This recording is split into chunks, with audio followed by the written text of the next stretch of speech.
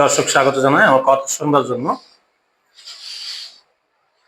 আমরা জুলাই যোদ্ধা, এই জুলাই যোদ্ধাদের এখন কিন্তু আসলে মানে অনেকগুলো প্ল্যাটফর্ম হয়ে গেছে এবং রাজনৈতিক দলগুলোর মধ্যেও এটা বিভিন্ন রাজনৈতিক দলে দলে তারা বিভক্ত। তাদের যারা মানে এই ছাত্রদের যে অংশটা বৈষম্যবিরোধী ছাত্র নামে ছিল অভ্যুত্থান চলাকালে, তাদের বেশিরভাগ ছাত্ররা কিন্তু তাদের নিজস্ব সংগঠনে ফিরে গেছে। তো আর একটা অংশ এখন এনসিপি নামে নতুন যে রাজনৈতিক দল গঠন করেছে।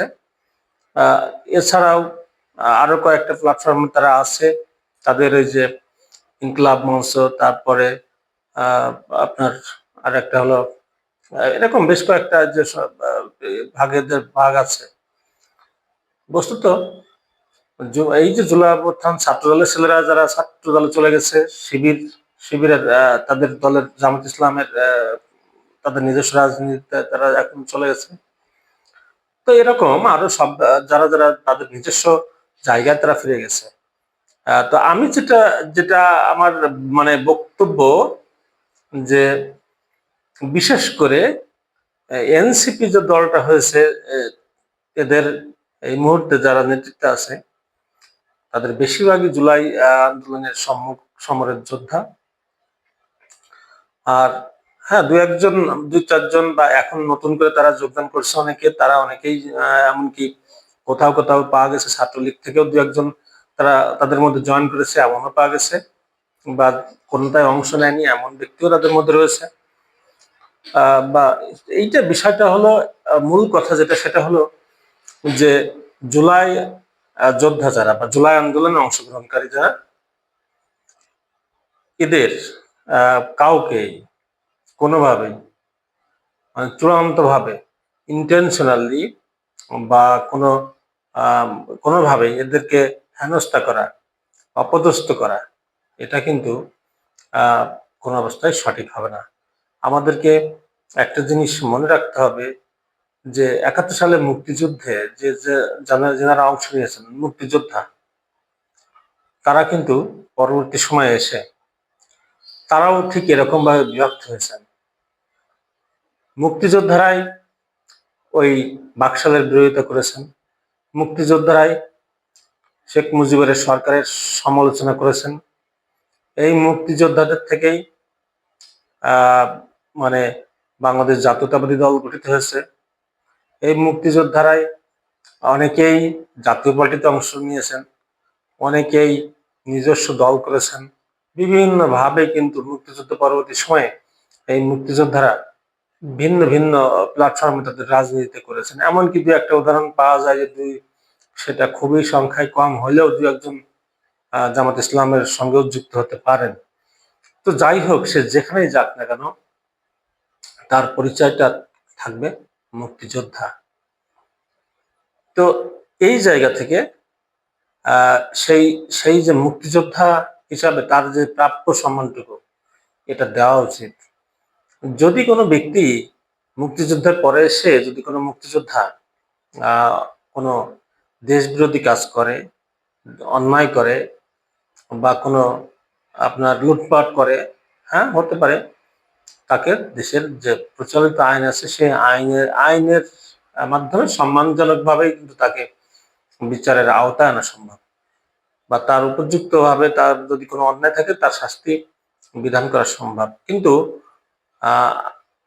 আমরা মানে আমাদের ভিতরে এই ইন্টেনশনটা, এই ধরনের চিন্তাটা গ্রো করা উচিত না যে আমরা তাদেরকে যেখানে সেখানে আমাদের রাজনৈতিক প্রতিপক্ষ বলেই হেনস্থা করব।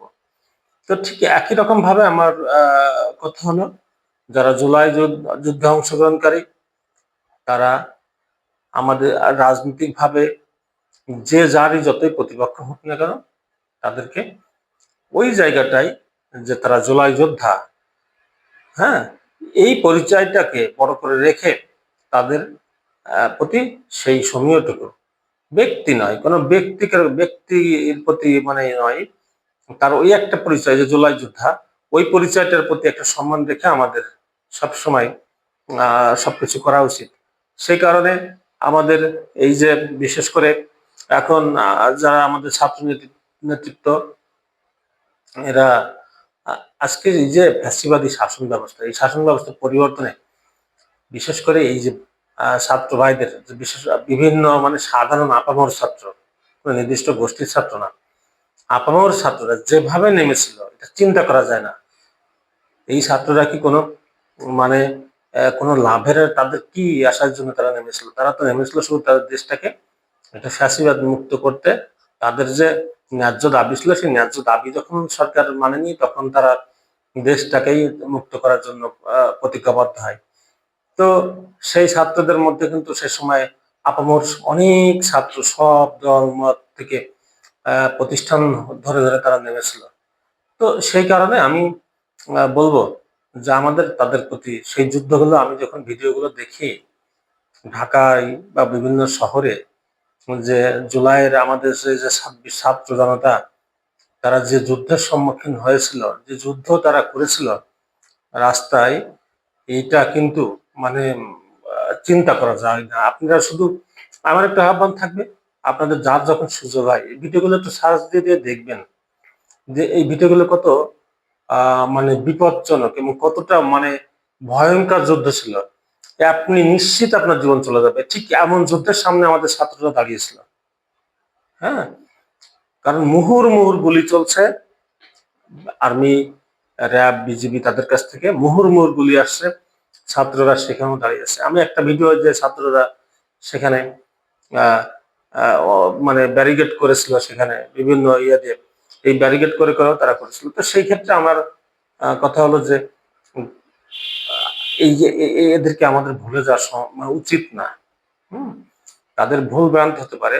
এই ছাত্র প্রতিনিধিরা একটা রাজনৈতিক দল গঠন করেছে, সেটা করার কারণে তাদের এখন তো আসলে সত্যিকার অর্থে রাজনৈতিক প্রতিপক্ষ সবাই অনেকেই, তো তাদের ব্যক্তিগত জীবন রয়েছে, তাদের ব্যক্তিগত জীবনের অন্যান্য বিভিন্ন বিষয় রয়েছে, সেই সব বিষয়গুলো এগুলো অনেক সময় ভিডিও, অডিও অনেক কিছু সেগুলো সামনে চলে আসছে এবং তাদেরকে সেইগুলো দেখে আমরা অনেক সময় গালিগালাজ করছি। আসলে ও ব্যক্তি জীবন কিন্তু আছে, নৈতিকতা স্খলনজনিত বিষয় যদি সত্যিকার অর্থে সেটা চরম অপরাধ হয়, সেটা সেটা তার আইন অনুসারে সেটা হোক। কিন্তু আমাদের একটা কথা মনে রাখতে হবে যে এদের জন্য কোনোভাবে আমরা হেনস্থা না করি, ন্যূনতম একটা সম্মানের জায়গায় আমরা রাখি।